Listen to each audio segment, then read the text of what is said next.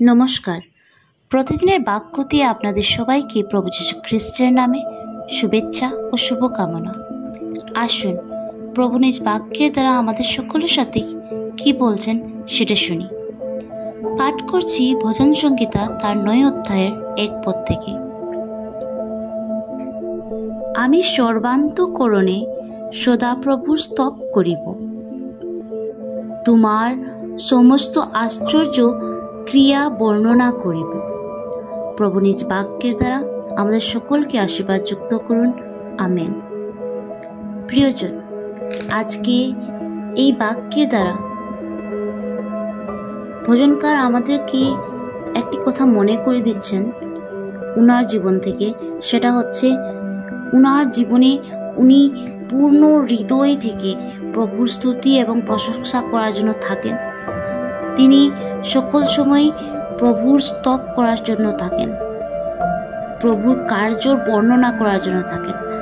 আজকে আপনার আর আমাদের জীবনে অনেক কার্য প্রভু করেছেন। আমরা কি সেই কার্যগুলির জন্য প্রভুকে ধন্যবাদ করছি? আমরা কি প্রভুর স্তব করছি? আমরা কি প্রভুর সব কার্যের বর্ণনা করছি? প্রভু অনেকবার আমাদের জীবনে আশ্চর্য কার্য করে, আর আজকেও তিনি করবেন যদি আপনি আর আমি ওনার উপরে বিশ্বাস রাখি।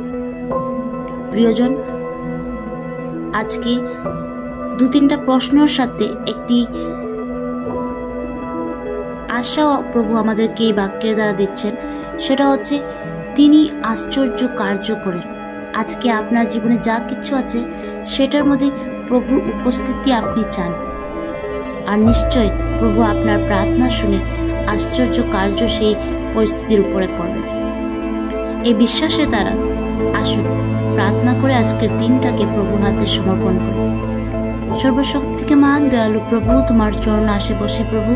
পিতো, আমরা ধন্যবাদ দিই এই বাক্যের জন্য যে তুমি আমাদেরকে দিয়েছ। পিতো, আমাদেরকে সাহায্য করো যেন আমরা তোমার আশ্চর্য কার্য দেখতে পারি নিজের জীবনে, তোমার স্তব করতে পারি, তোমার বর্ণনা করতে পারি। তুমি যা কার্য আমাদের জীবনে করেছ প্রভু, সেই সকলের জন্য তোমাকে স্তুতি প্রশংসা করতে পারি, তোমার গুণগান করতে পারি, তা আমাদেরকে আশীর্বাদ যুক্ত করো।